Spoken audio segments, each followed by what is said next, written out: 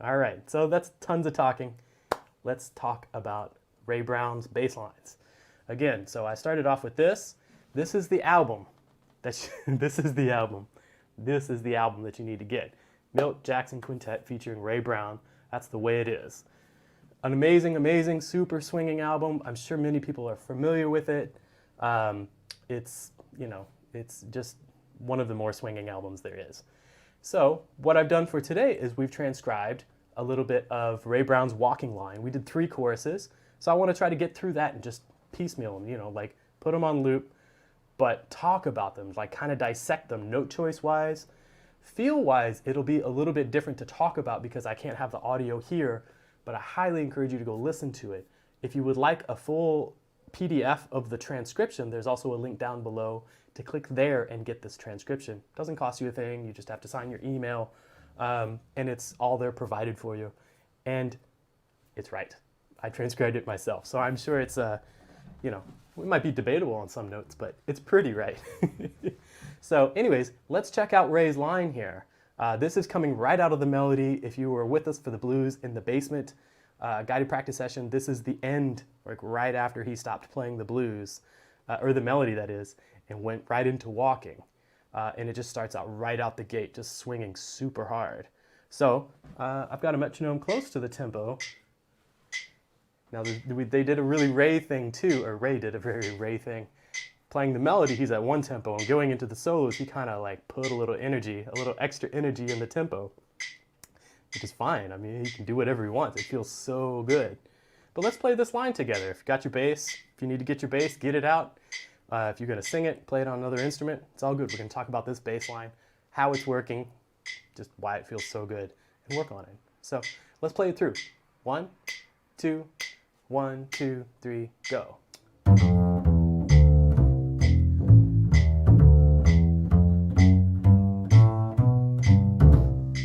Now I played a C at the end because the next chord in this blues is going to be a C, right? That's typically where the 4 chord falls. And so some things that we noticed, he starts off with a skip. Sometimes, you know, I remember the first time hearing that when Ray dropped beat 1, it didn't play beat 1. It's so hip because you expect, that's like such a huge expectation to hear beat 1, especially from the bass. And Ray's like, nah, let it ride. So he comes in.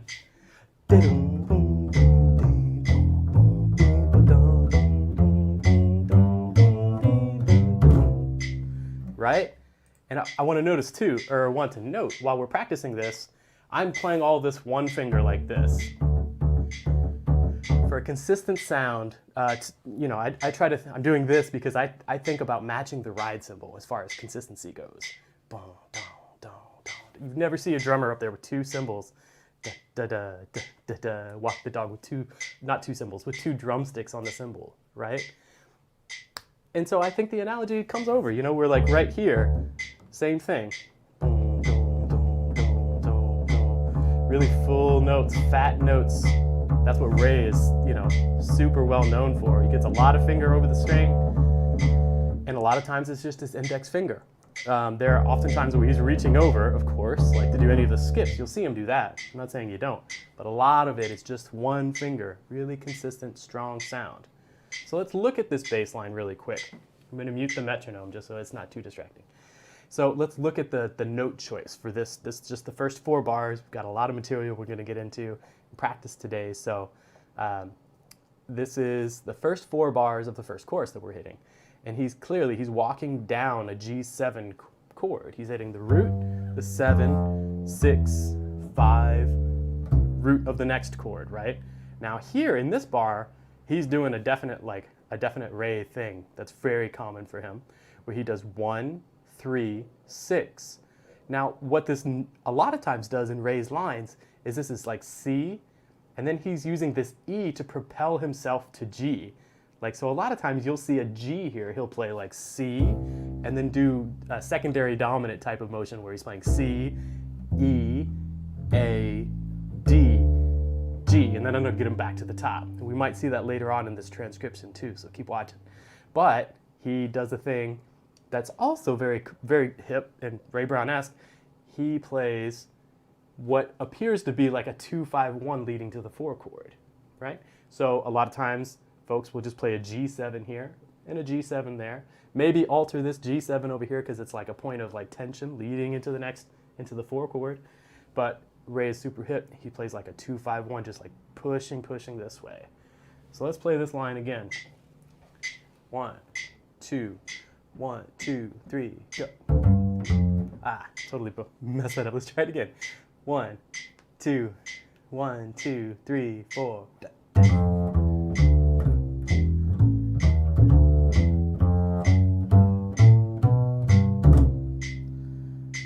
Nice. So let's try this maybe in another key. What if we bounce this into B flat? Let's talk about transposing a little bit. So if we move this into B flat, everything would be up a minor third. You could think about it note by note, moving it a minor third. But what if we thought about it chord-wise? So what I mean is like, if we're thinking G7, he's playing 1, 7, 6, 5, and into the 4 chord. So let's do that in B flat really quick. So, right? So now he's gotten to this 4 chord, but we're in E flat because we're transposing, right? So he goes 1, 3, 6, and then a minor third above, like leading to the 2. So if we just think about that 4 chord, that would be what would be transposed. 1, 3, 6, and what do we call this? So if it was up a minor third, you'd think it's like G flat, or G flat, right? Right, so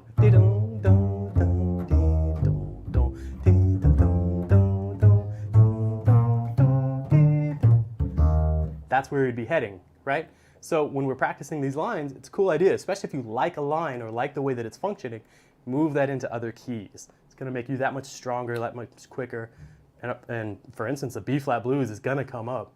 Let's throw it in another key just really quick and see how it goes. Nothing extreme. How about we do it in the key of C? So try it with me. Let's think about it first, note-wise, and then we'll put on the metronome, okay? So what do we have, just structure-wise? We've got C. Think about the chords. We're starting on C7. We're trying to go to F. And then what would this be? Nobody's answering because I can't hear anybody back, right? This would be C. This would be F7. And then a 2 of the C. So what's the 5th leading? What's the 5th below it? So G minor 7 to C7, and then we would hit F. Make sense? Okay, so let's try it. This is C. So we're transposing all this up a 4th, down a 5th, however you want to think about it. 1, 2, 3, 4, done.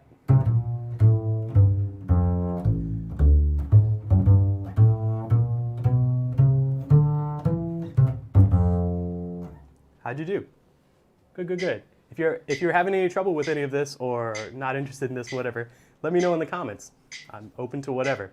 But I think that's fun to do and it's good practice, especially for bass players. We've got to be able to transpose things, right? So let's do this line again. Let's do it in C.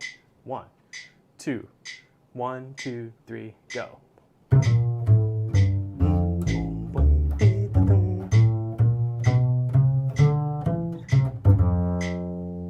Good. Let's take it back to the original key. 1, 2, 1, 2, 3, 4.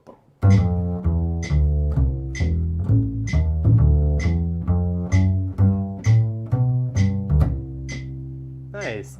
And it's also a thing that I find too, after you've done some transposing of different ideas, whether it's a melody or a bass line or just scales or whatever it is, when you go back into the key that you initially started it in, it feels different. It's kind of like if you're practicing in odd time signatures for a while and you go back into 4, oh man, that feels like something else, right? It's like a home feeling. Do you know what I mean? So, but by practicing this stuff in different keys, we also understand a little bit more about the purpose, like what's happening there. So, cool. Let's check out the next 4 bars.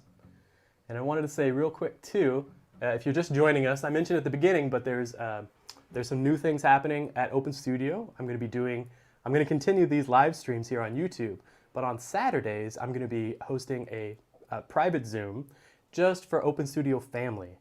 So if you've ever bought an Open Studio course, base course that is, or All Access Pass, then you're invited to join us in the community online. It'll be Saturdays at noon Central Time, And it'll basically it'll be like this, except it's going to be more personal. We'll be able to be back and forth. You can ask questions directly. I'll be able to see you, hear you're playing, and not have to deal through the live chat, which I really like too. This is really cool. But we'll be able to interact a little bit more, which is a big thing. So stay tuned for that. If you've ever bought a course, a base course, you'll see something in an email, but there's also more information coming. So, and please feel free to check out my new course, The Building Blocks of Bass, also on OpenStudio, and you can find the link down below. So now let's check the next 4 bars of Ray's Blues. And again, this is from Blues in the Basement, from this album, right? This is what we're talking about today. Can I do this? Right there, right? So that's the way it is. Such a swinging album. This is the second 4 bars of the very first solo after we did the Blues in the Basement melody, which you can see. You can go back to OpenStudio's YouTube channel and see all of that again. Also, please feel free, subscribe to OpenStudio's YouTube channel. We have so many great videos that are available and live streams and a bunch of stuff happening at OpenStudio. So stay close. There's a lot of cool stuff coming too. So let's look at this next line. I keep talking, but let's look at it. So we're at the 4 chord. Now I've written in some chords that I think Ray is implying, and they're also very, very common Ray things to do for playing a blues. I'm speaking very formally. Mr. Brown, Mr. Ray Brown, this is his bass line. And this is something that I hear him doing quite a lot. So we hear 1 on the 4 chord. We hear 1, 3, 6, 5, which was also from another walking bass guided practice session we did a while back. Then the 1 chord. And he's implying like a secondary dominant here, which I don't want to get too deeply into, but it's almost like he's implying an A7 flat 9 leading to D. I think, or it's just diminished. We can just call it diminished. But he's playing a G over D here, which is very, very common. Ray will do that a ton, you know, and then play the 3, 6, and what we have coming up is the 2 chord, right? So, but let's just play through this line without tempo, and then we'll add it in, okay? And then we'll transpose it. So we have 1, 2, 3, go. C.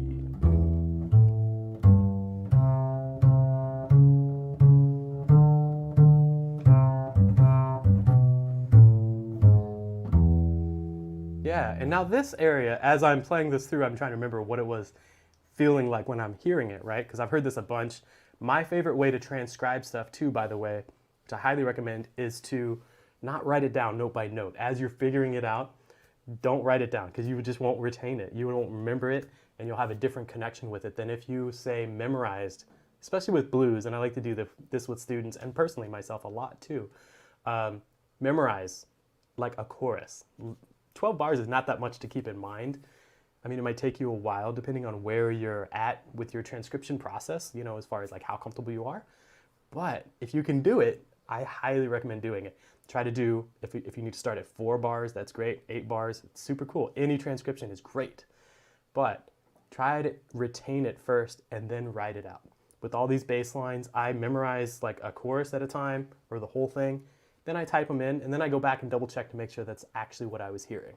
So I try to make sure I can recreate that in my head. So I actually know it a little bit, you know, better personally, because that's the point. We're just trying to get better. What all this is about, right? We get better, we make the music better. Anyways, I'm still talking. So we've got 1, 3, 6, 5, 1, 1, up a half step. So I think he's doing he's changing fingers there so he can get to this B. There's no video of this that I know of.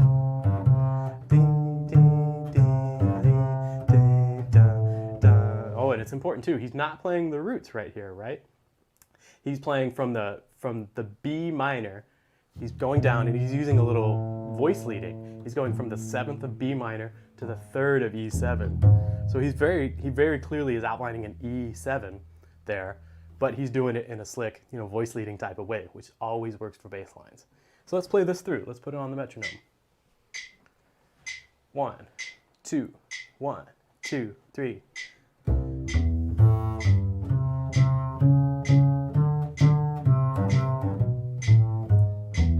Let's try it again. 1, 2, 1, 2, 3, go.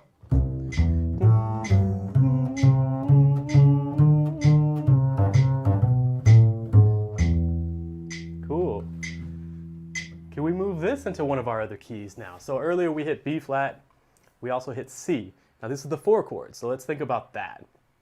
So if we're starting from the 4 chord, let's think about 1, 3, 6, 5 in E flat 7. So how do we transpose that? 1, E flat is the root, 3, G, 6, 5, right? Now we're going to bounce this into C as well, so let's go ahead and do it in F7. Remember, this is the 4 chord, so 1, 3, 6, 5, 1, 3, 6, 5. That should all be pretty cool. So here on the 4 chord still, sorry, try to get my hands lined up. On the 4 chord still, if we're in B flat, what would the 4 chord be? Right, E flat 7, right? And then up a half step, and then we would get to B flat over F. So we can just think about it that way. So 3, 6, 5, E flat, E flat, E, E, F, F. That's F over, or B flat over F, right? So let's do the same with C. Let's just go ahead and bounce it in a couple different keys at the moment. So if we're in C, what's the 4 chord? And you find this, if this is new to you too, think about the scale. 1, 2, 3, 4. If anybody's asking you what the 4 chord is, it's the 4th degree of the scale of the key that you're in. Same with 5, 2. So if we're thinking the 2 in the key of C, that means D. If you're talking about the 3, it's E. In this case, we're talking about the 4. So 4 chord would be F. And we're thinking numerically from there, or shape-wise, however it makes sense to you. So if we think 1, 3, 6, 5, and then get to that root, and then up a half step, we'll be close. So 1, 3, 6, 5, 1, 1. So the line is sound, right? Doesn't matter what key we're in. It's just functioning the way that it should, right? Okay, so since we're doing a couple different keys, we might as well just keep trucking, right? We've gotten up to this G. Let's stay in C just for the moment because we're here.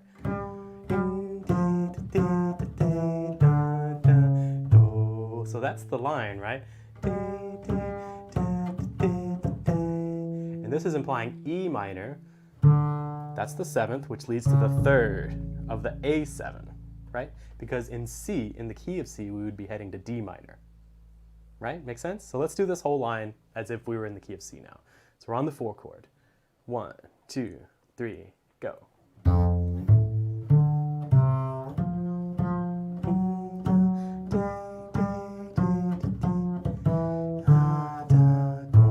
And that would set us up into the 2 chord. Let's do the same thing really quickly in the key of B flat. So remember, we're on the E flat chord here, the 4 chord. So 1, 2, 3, go.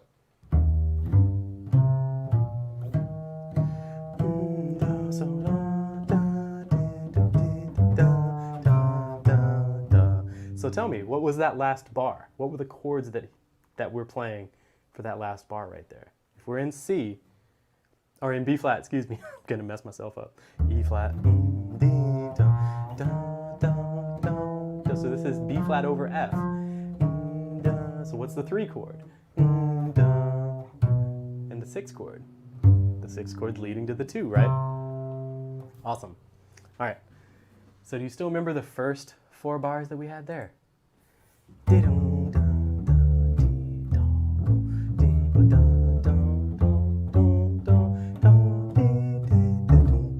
you do this from memory?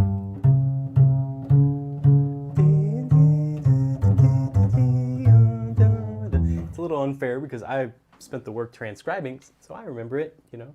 But that's kind of what I mean. Try to retain that. Without it on the screen, how much can you play? How much can you retain from memory? If that's not anything or not a lot, that's totally okay. But that's a thing to notice, and that also happens when we're playing music on the stand. If you can get away from looking at the music and just make sure you've got it in your head, then you're better off. You're going to be able to not get hampered down by looking at music, right?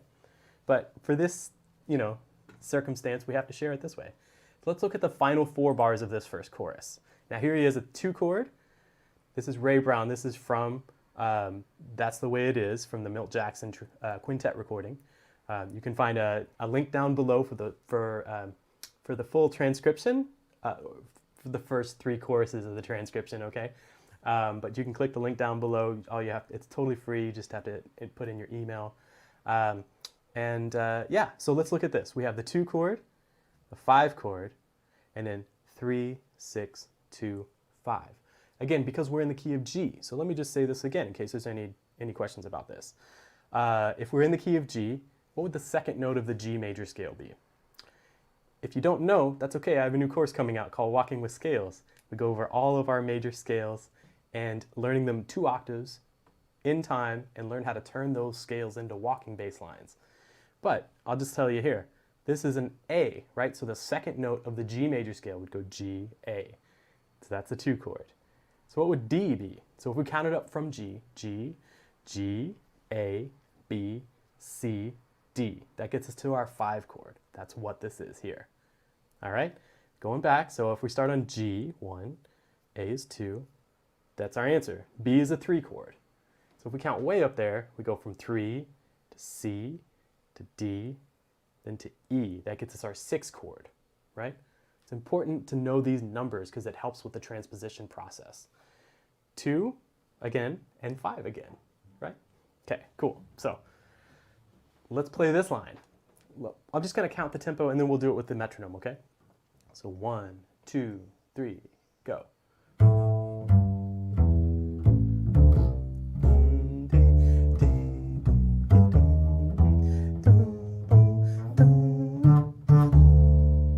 Cool, let's do it again. 1, 2, 3, go.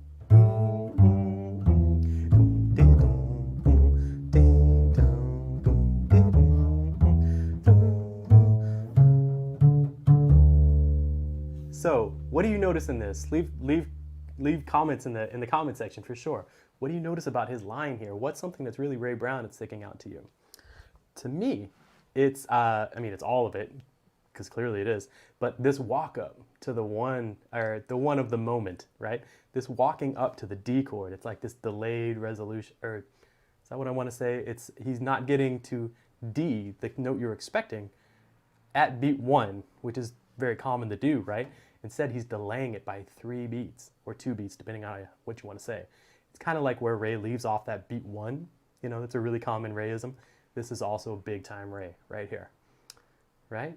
And he'll often play 3, 6, 2, 5, 1, 2 at the end of a chorus, just to be very, very clear. No doubt the chords that he means, right? It's very intentional. So let's play it with the metronome, and then we'll do some transposition. Okay, you ready? Oh, and by the way, this is I've got it clocked at 65 beats per minute, but I'm calling it beats 2 and 4. A lot like a hi-hat would do, okay? Great. And if there's anything too that comes up, if you're at all interested in talking further about this, I just want to say again as well, you can join the Open Studio family if you're not already a member. Go find one of our bass courses or buy an all-access pass. Which is all the course prices are super affordable. If you think about the price of a lesson, everything is right up there, but you could get to study with somebody like Christian McBride or Ruben Rogers, or even me if you felt so inclined. But Christian McBride has 2 courses out on Open Studio, and they're amazing. Check out those courses. Check out Ruben Rogers' amazing courses too, and also where he's playing with the trio with Peter Martin and Gregory Hutchison. You cannot find this stuff anywhere else. YouTube has a ton of videos, especially about jazz, playing bass, all this, but you can't find this type of material anywhere else.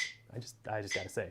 And if you buy those courses, you'll have access, or buy any of those courses, you'll have access to what we're gonna start up on Saturdays, which is a guided practice session that's just all together. We'll be able to see each other, you'll be able to play, I can give you feedback, you can ask questions. So good things are coming, so check that out. Let's play the line. Sorry I'm talking so much. 1, 2, 1, 2, 3, go.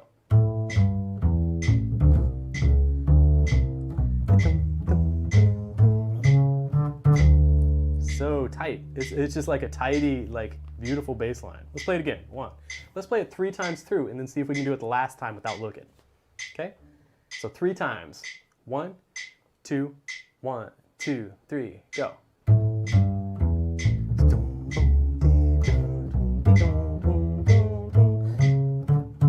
1, 2, 3, again.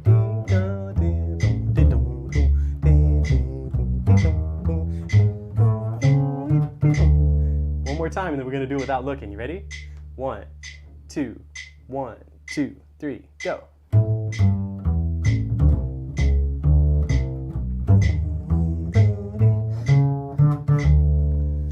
All right. Here we go. You ready? 1, 2, 1, 2, 3, go. Have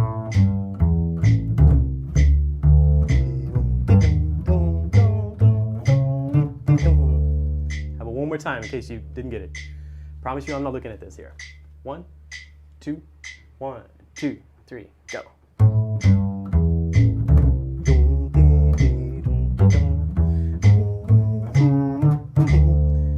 Great. Now, how about the whole first chorus now? Check your retention. You remember the first 4 bars? Sounds like this. You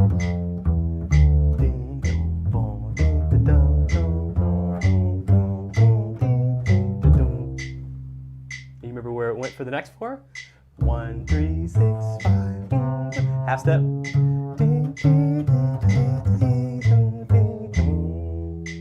Right? Now what about that last 4?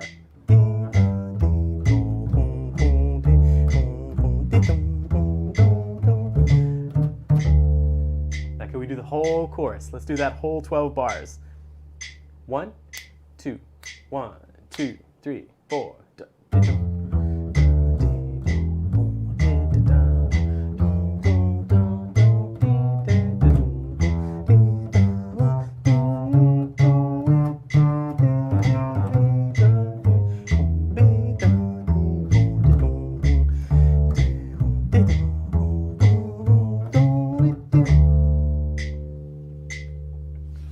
Cool. How did you do? Awesome. So if that's something new to you, that's totally cool. If it's something old school to you, then you already know, right? That's essential, right? You'll have that in your ears so much more. And if you can, I'm sure you notice my terrible singing while I'm playing these lines too. I do that because it helps me connect with the bass a little bit more from my ears, because all of this is from, it should be coming from our ears and not really our fingers or, you know, practicing this stuff a whole bunch. Let's check out the next chorus real quick. I've got 3 choruses, not for sale, but for free. If you click the link down below, get your email on there and you can download the PDF for nothing, as you can always do for all of these YouTube guided practice sessions here at the Building Blocks of Bass. So feel free. There's also some other good stuff. Click the link down below. I've got a course for sale. As you undoubtedly know, I'm a super good salesman, aren't I? All right, great. So let's check out his next course and see what's the same, see what's different. I do this with my daughters. A bunch of y'all know Stella, I know. What's the same? What's different? What's the same? What's different? Same thing. We can check out Ray's courses. You can do this from chorus to chorus. You can do this from bass player to bass player. Because a lot of times you can hear, especially modern cats, playing stuff and be like, that's Ray Brown. Oh, that's totally a Sam Jones thing right there, you know? And the more we study those players, the more we hear that, and we hear that history in the music, right? So that's why we transcribe this stuff, is to learn the art form, because this is 100% an art form, you know what I mean? And it's oral too. I have this stuff transcribed down below, but really, we're trying to hear this, right? Again, I'm talking so much. Let's check out this line. We'll do it out of tempo first, we'll do it in tempo, and let's see if we can move it around a little bit. So let's just play it first, see how it goes. I see some stuff way up here that I forgot about. So 1, 2, 1, 2, 3, go.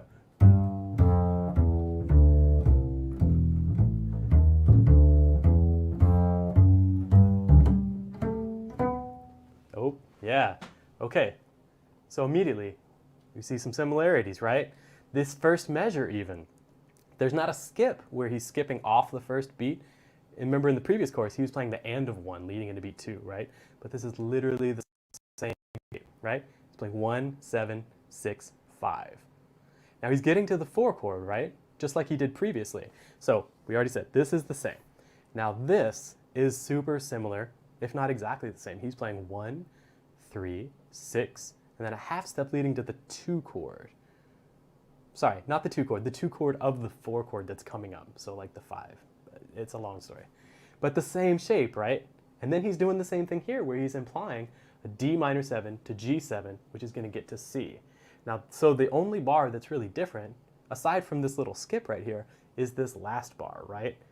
And, you know, I'm always torn. How many ledger lines do you put in there?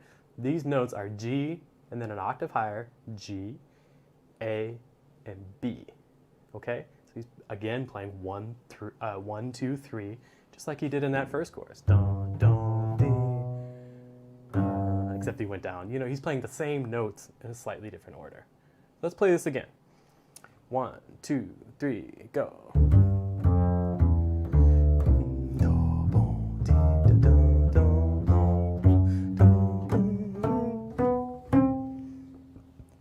Beautiful, right? Makes total sense. He's being super clear. Let's put on the metronome. Again, this is at 65. If you have any questions too, leave them in the comments. If you have any comments, leave them in the comment section. Any advice, any tips? Bob, you need to work on this. Intonation? Yeah, maybe, right? But we're all here to get better. That's the whole point. So help me out. 1, 2, 1, 2, 3, go.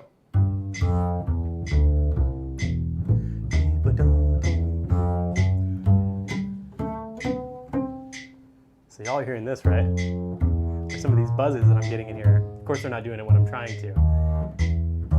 Might be time to get the bass inspected. Let's try it again. 1, 2, 1, 2, 3, go.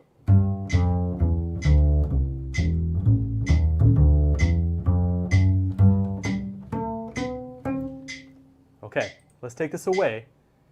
Got it? It should be really similar. It's just like the first chorus, but let's try to do it from memory now. 1, 2, 1, 2, 3, go. And then he's going up. And this is where he's heading, is that C, right? Now, because of this extremity in the range, we're going to forego the transposition. So you're off on that today, but that's okay. You can transpose it, you should, but I'm going to let that pass for right now, just because I probably can't do it. Right? All right, so let's look at the next 4 bars. So he's gotten up here. No, you can't see. We've gotten up to G, A, B, and of course he's going to the 4 chord, so he's likely to hit this C. Anybody have any questions about getting into this range, getting to the thumb position range, or anything else too? Like, how are all these notes happening here? Any questions? Let me know. Let's talk about it. But let's look. So again, this is my dilemma. Do I write this, say, an octave down and say, play this an octave higher? I prefer to write it in treble clef, honestly. And this is my own personal thing. I feel like I read treble clef better than bass clef just out of necessity, because we end up, playing with people and we get a bunch of charts or whatever. And a lot of times the melody is in treble.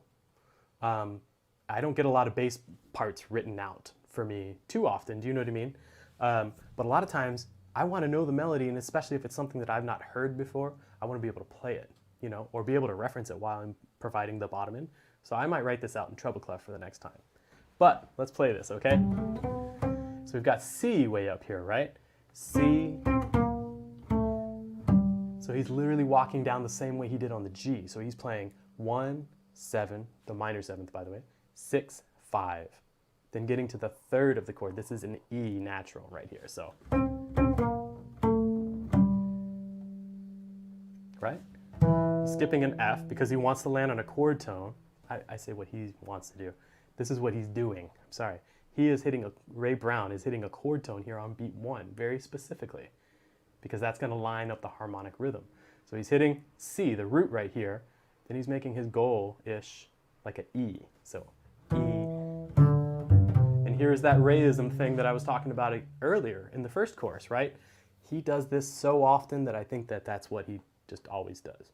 He'll go to this root over 5th chord, right? So the 1 with the 5 in the bass, in the bottom. So he'll use that line a whole bunch, getting this direction, landing here. That's a super Ray Brownism type of thing. Then, of course, he's moving his way down to the 3 and the 6 again. But let's play that. So we've not even gotten there. Let's start from the top here. This is the second 4 bars of the second chorus, if you're following along with the transcription that's provided down below. So 1, 2, 3, 4.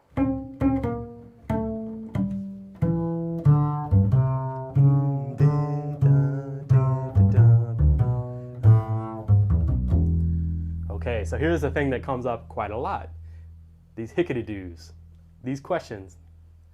Bob, how do you play these triplet drops that Ray Brown does? You'd have to ask Ray, but this is from the recording. So how do you play this? You figure it out, you transcribe it from the recording, right? Or you can come here and check this out too, and we can talk about it. But what's happening with this hickety-doo? Hickety-doo. this drop, this triplet drop. What notes is he playing? It's literally the third, the root, the fifth, and then the open E, to the big one. The G blues is perfect for a bass player, right? So we have all these open strings that really make a lot of sense. Of course, we have the root, we've got the 2, the 5, the 6. So there's a lot of good opportunities for open strings to find their way in there. And here is a great example of that. So he's doing, I think, another reason why it's super important to practice our triads, right? You can go back to the very first building blocks of bass that we were doing. That's literally what he's doing here. So he's found his way to the third, and this happened in the previous chorus as well, where he's playing the root, the seventh, and he's moving the voice leading down to the third of the chord, right? So he's doing 1, 7, the 3 of that E7, and making that a drop, right? So let's play this whole thing. 1, 2, 3, go.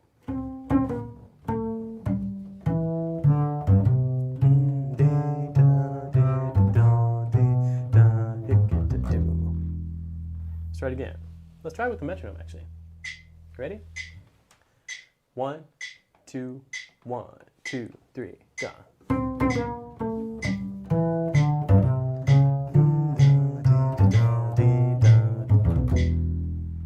Let's try it again. 1, 2, 1, 2, 3, 4.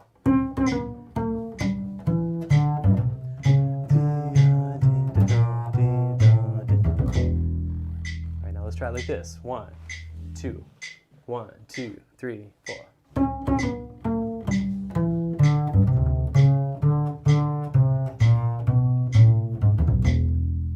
Let's try it again.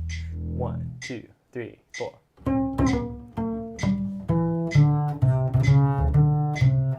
Oh no!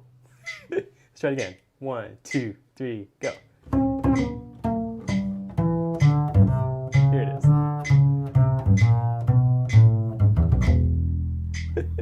Busted. So we're here to practice, right? We're here to get better. That's the idea. Let's check out this last 4 from this chorus, and then we'll bounce over to the comment section and see what's up, okay? So this is the second chorus of the solo section, again from this awesome album, Milt Jackson Quintet, featuring Ray Brown. So where it is. That's the way it is. Cool. And what's really cool is you can also hear, I think I first got hip to that album actually watching a Warren Wolf course on Open Studio. Warren Wolf, world-class vibraphonist, right?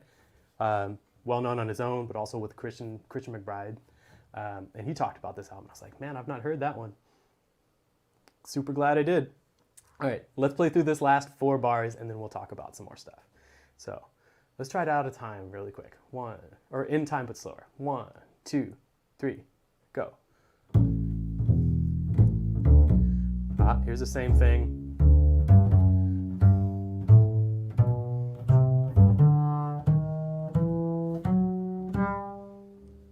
Ray Brown, of course. 1, 2, 3. You remember this from our previous chorus where he does this delayed movement to the 1?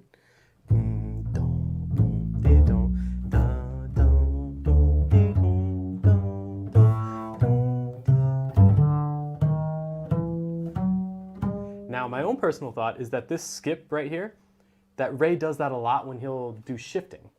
I'll hear that skip, or maybe it's a pull-off. You know what I mean? He'll go, dun, dun, dee. It'd be an interesting question for Jeffrey Keyser.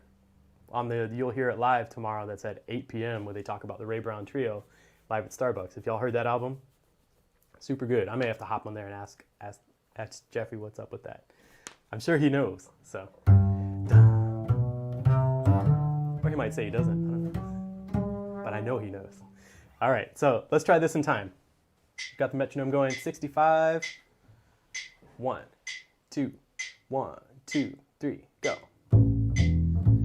Delayed resolution. Let's do it again. 1, 2, 1, 2, 3, go.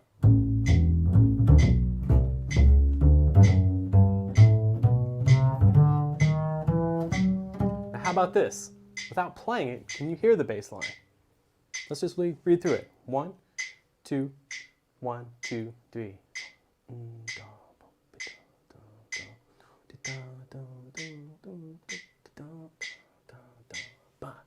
Let's do it again.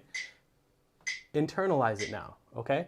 If you like, this is a thing too, you can air bass it. Let's air bass it. So from here, 1, 2, 1, 2, 3, go.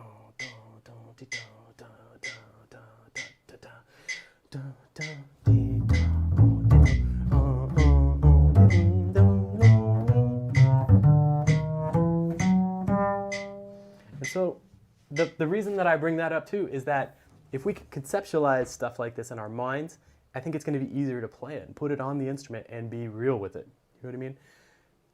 Just catching the vibe of this and play this. Oh man, I haven't even mentioned.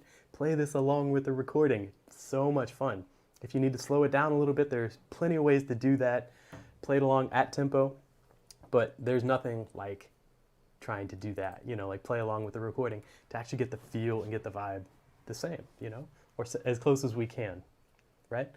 All right, so let's hop down. And there is another course that's available. Just ran out of time getting to it because I like talking about that stuff. So, but go through and notice the sames, the differences. Notice what you like, what you can steal, what you can borrow. And there's a lot there, right? So, all right, heading on over to the comments. If you're still here, feel free to leave me a comment, say what's up.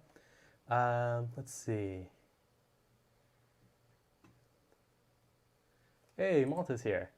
What's up? I apologize if I'm mispronouncing your name. Malta? Let me know. Maybe spell it phonetically for me. Anyways, yeah. So, Ranjit, I'm really glad you're here. Hey, how are you? Good to see you. Alessandro. Repeat. Hello, hello. Thanks for this. Good to see you again. Thanks for being here. Ah, Mark. Hello from Vancouver Island. What's up, Mark? How are you? Thanks for commenting. Thanks for being here.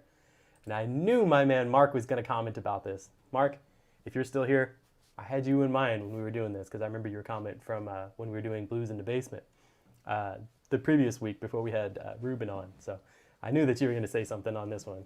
Glad to see you. Have you transcribed this one before? Or any of this other album? What about that Frankie and Johnny? Where Ray's playing the melody and the piano is playing the walking bass line. That's some hip stuff, right? Cool, yeah, and you can check this out, it's down here below, but feel free, go to this Open Studio Jazz link for Ray walking and go grab the transcription. It doesn't cost a dime, doesn't cost anything. It's on me. You're welcome. I don't know, whatever, but check it out. And if you're so inclined, please join the Facebook group too.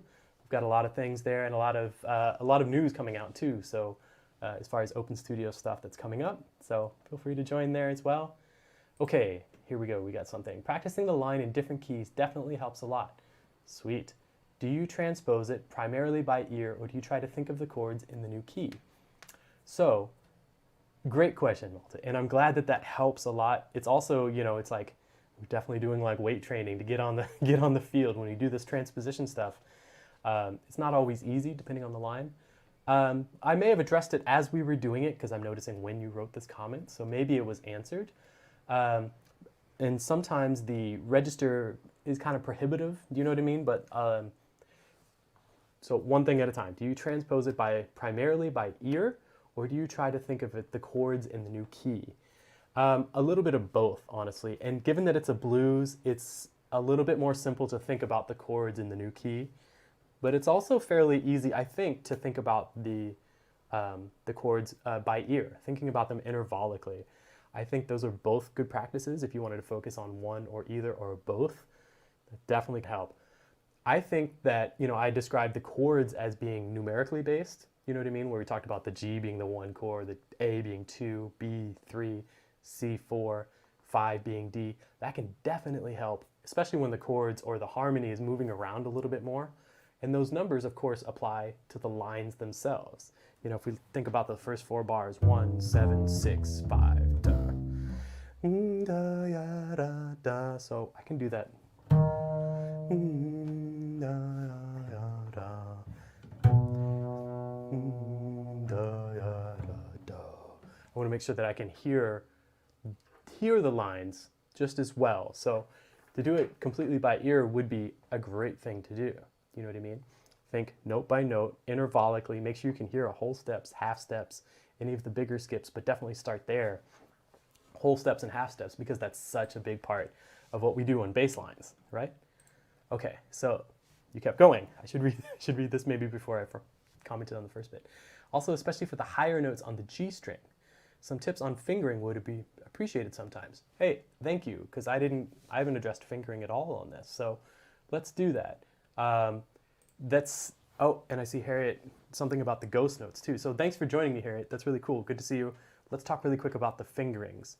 And I think that you're probably asking about when it goes higher on the G string, so that's second chorus, the first 4 bars of the second chorus. But what Ray is doing is playing the G, and then G here. Now for me, my initial go-to is to put my thumb on the harmonic. That's thumb position, right? Starting to get into thumb position. So I think of it like this.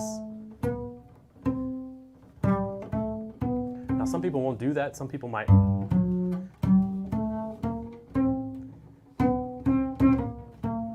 Something like that instead, maybe, but I think likely it's like this. And what I'm doing there is thumb, or open string, and then thumb at the harmonic. First finger on A, second finger on B, third finger on C. And then when he's coming back down, I don't know, I think that's what I did earlier. You could play 3, 2, 1, open, or you could do a shift maybe. That's a whole step shift from the C to the B flat. And this is definitely where ear training comes in handy. Like when you're in the area, you know, that's a little, intonation is a little trickier maybe. It's just out of not playing in this area as much as one might play down here. So, but, and this is a good point to mention this too, Malta, the guided practice sessions that I'll be doing on the weekends that are put on by Open Studio will be directly involved, so we can talk about things like fingerings, we can talk about things like transposing and transcribing, and talk more immediately too, you know what I mean? I can hear you do this, so it might be of interest to you. Cool. So, and yeah, and tips on fingerings in general, I've also got, I really thoroughly went out on my new course with a bunch of fingerings. It's called Walking with Scales, where I try to really break down how I think about fingerings scale-wise, and then turning those into bass lines. So it might be beneficial. Check that out. But always feel free just to comment here, comment in the Facebook group as well. You know, we just all want to get better at the bass. So, okay, Harriet, can you demonstrate the ghost notes? Yeah, sure. So let me think. I'm looking at my transcription down here. The ghost notes, basically what I'm doing and what I hear Ray doing, because that's really what we're trying to get at. It's not my style. This is Ray Brown, you know, is that there are a lot of times muted notes. I over-enunciated that. Muted. They're like muted notes. So like what that means is if you have your left hand draped on the string and you pluck, any electric bass players I know will know about this too, but same type of thing on the upright can occur. It could also be an open string, or it could be, the skips could also be actual not fretted, but fingered notes, right? Depressed, like playing notes, not muted. But let me look at some of the places where we have the ghost notes. Let's look at, okay, let's look at this one real quick, and I'll come back over to the comments. So, oh, how do I do this? Yep, there we go. Thanks, Andrew. Okay, so let's look over here. Right here we have some of the ghosts, he's laughing back there, some of the ghost notes, okay? And these are just to provide extra rhythmic bounce, right? Or movement, or just a little extra. The point is the quarter notes, right? Christian McBride makes a point of this. Quarter notes are the meat. That's really the meal. You want some sauce on it, little butter, whatever you, burrata, however fancy you are. Put that on, but these are extras, right? So let's just look at these 4 bars, and I'll try to explain how I'm thinking about these ghost notes, okay? So 3, 4. So actually there, I'm thinking about this as being an open string, open D. A lot of times the ghosted notes will be put on the staff where the muted note sounds like it is to me. Like that's how I'll do it. So da, T. Or it could be, and that was a ghosted note. That was me ghosting the D string, but holding it down. Yeah, feels more. So that one in particular is a little bit easier because the hand drapes over. So I'm playing a B natural. And setting up my first finger to play this D sharp.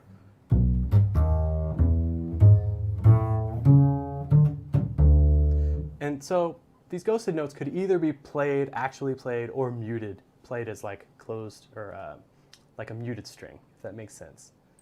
Hopefully that was what you're talking about, Harriet. And good to see you here too. I'm glad you were able to join me live. I saw your comment earlier today. Yeah, absolutely.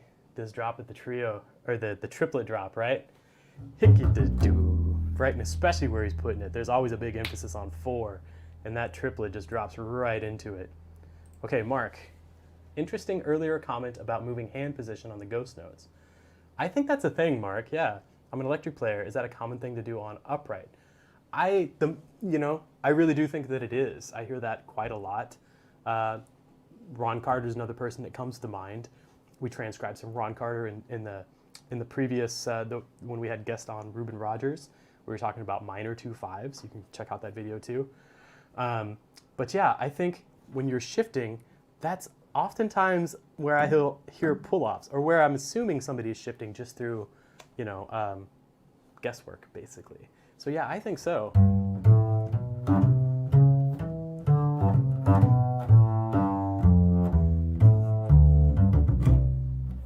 I think so. I think that's a thing, Mark. That may not be too commonly a thing, but here we are. So, all right, Drarian just says yes. I think maybe you're talking to Mark. Maybe you're talking to me, saying yes, Bob. Yes. What's up, Edelson? Good to see you again. Awesome. How are you? Little details are always so revealing. For sure. That's one of the reasons I love doing these sessions too, and just talking about bass in general, whether we're doing these or any of my courses or anything else like that, or working, in person with somebody. It's been so long now, but yeah, the details. It's all about the details. So a big thing, speaking of details, and when you listen to this recording, we were talking about the notes, and we're talking a lot about the rhythms, but the way that Ray is playing these lines is something that just can't be written out. You know what I mean? It has to be heard, it has to be felt and listened to just a bunch, to really start to understand and appreciate, to where you put on a recording of that's Ray Brown. I mean, it should be pretty easy to hear that, when you're hearing Ray Brown, because it's such a force. It has such a sound, you know what I mean? But yeah, the details for sure, Mark. Glad you said that. Cool. Let's see. Okay, Rick. Do you actually fret the high G with your thumb? Do I actually fret it? Like as in, like hold it down? I think that's what you mean, Rick, if you're still here. Hopefully you are, because I'm addressing your comment now. But yeah, thumb position. I actually was not. I was actually just playing the harmonic. But you could play it first finger if you're comfortable finding that G. You could play it harmonic. I'd probably be less likely to hear somebody actually like play that note with that particular shift, like going from the open string to here. It's a pretty good guess that would be a harmonic. Right there at what would be the 12th fret on electric bass, right?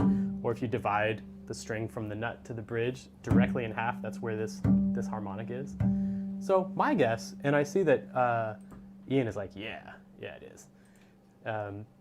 My guess is that it's a harmonic actually, but there's a bunch of different ways to do this, of course, right? So, and I love this bass love here too. Rick and Ian, yep, community. This bass players got to stick together, right? Speaking of that, here's Ricardo from Brazil.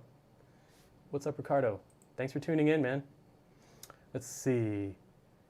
I didn't get the email about the class tomorrow. Not sure what you're talking about, but maybe the class that's on Saturday. And perhaps the email hasn't gone out yet. Rick, okay, I'm putting it together in real time here for you. The guided practice session is going to be on Saturdays at noon, beginning this Saturday. What you can do is if you're in the Open Studio family, if you've bought any bass courses, all access pass, you can go into the website, find the course that you've bought, and in the welcome section, it will show you a link to the guided practice session that we'll be doing on Saturdays at noon. So if you've bought anything from Open Studio bass related, you're already in. The information is forthcoming. You will also, I've told you will be receiving an email.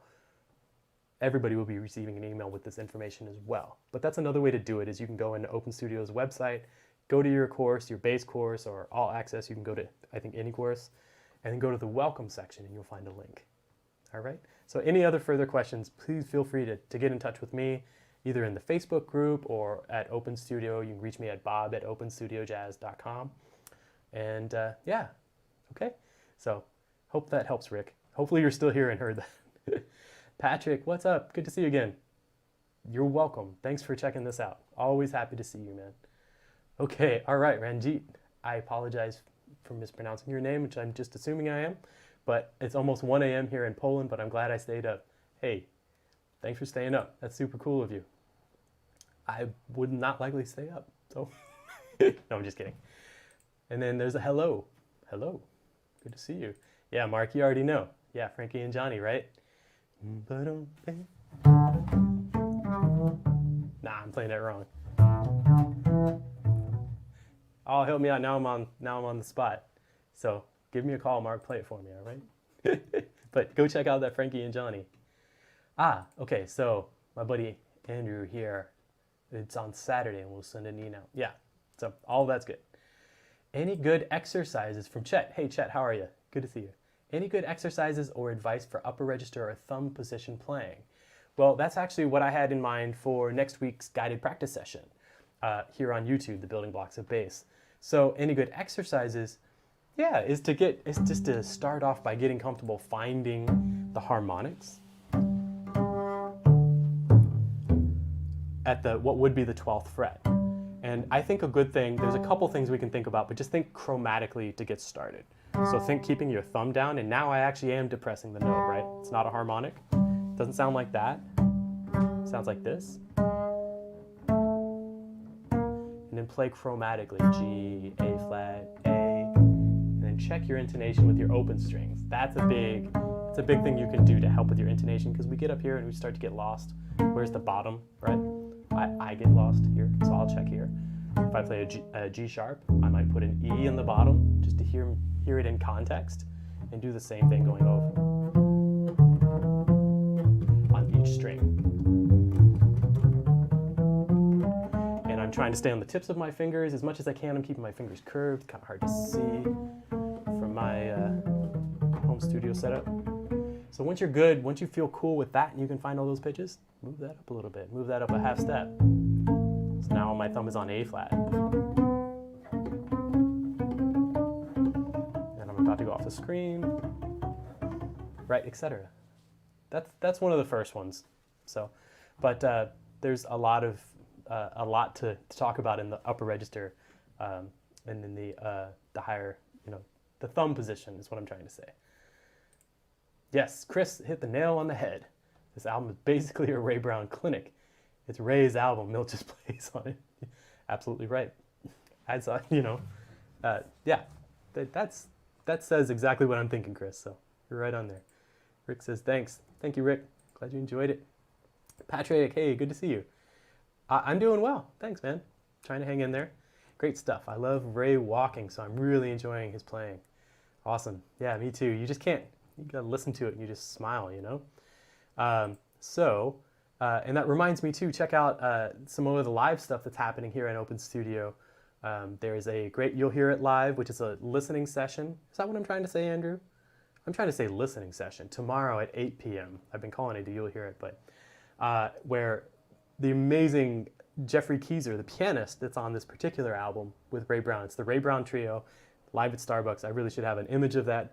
But Peter Martin will be there, Adam Manis will be there, and Jeffrey Keyser will be there. That's a lot of piano right there, right? And a lot of insight. But Jeffrey Keyser's on the album, so you can get some really cool insight into what was happening for that album, I'm sure. And I mean, I was lucky enough to be able to play with Jeffrey a few times, and at a couple places where he played with Ray Brown, and he had some really interesting stories, some really funny and great stories about just playing with Ray Brown, traveling with him. And yeah, just so much goodness. So tune into that tomorrow. It's gonna be really cool. All right, we're working our way down. Hey Mario, what's up? How are you? A lot of swing. Oh man, this we talk about Ray Brown. It's full of swing, right? So excellent. Much easier today. I got new strings. Yes, it's always a good day. And break those suckers in, right? So congrats, D. Thanks for letting us know. Okay, let's see. Do you use E or A string in high position? I wish I knew exactly what you meant. Do I use the E string? Oh, so if I'm in thumb position, do I use those strings? Less likely, because they sound really tubby, right? There's not really much fundamental or harmonic in there, right? It's just kind of, you can tell that the note is there. So I do use those when I'm playing melodies or if I'm playing a solo and I want that note there, and especially if something's faster. Yeah, you gotta fit that in. I think that's what you're, let me know, was that what you meant? Cool. Okay, so hopefully that's cool. Harriet, thank you, Bob. Thank you, Harriet. On Saturday, sorry, right. Okay, let's check this out. With respect to thumb position exercises, I've been doing a 2-octave chromatic scale workout on the G and D string, like Bob's right hand exercises from a few weeks ago. It's helped a lot. Very cool, Dave. Awesome. Glad to hear that. Yes, 2-octave chromatic scale, beautiful. Now some of that I have guided practice sessions along with Christian McBride's courses on openstudiojazz.com, where we go through some of the information that Christian puts in his courses, which is super deep. But then we actually take some of that information and practice it. And I have a series of 10 for each course. I have a series of 10 guided practice sessions talking about just the stuff that Christian practices. So great comment, Dave. Really appreciate that. Also because it helped me remember that we've done some lessons on that or done some work on that before too. So Chet says thank you. Thank you, Chet. Hey, ciao. Pascal, what's up? Good to see you. Thanks for coming. Okay, here's Dave, a little higher. 2 octaves up the G, 2 octaves up the D, just to be clear, one string at a time. Okay, you say it's gotten me over being scared of TP. You mean thumb position, right? We're not talking about COVID TP. No, I'm just kidding. So, right, this. Man, my bass needs addressing. This fingerboard is a mess, especially like right here going up. Finding these notes, right, Dave?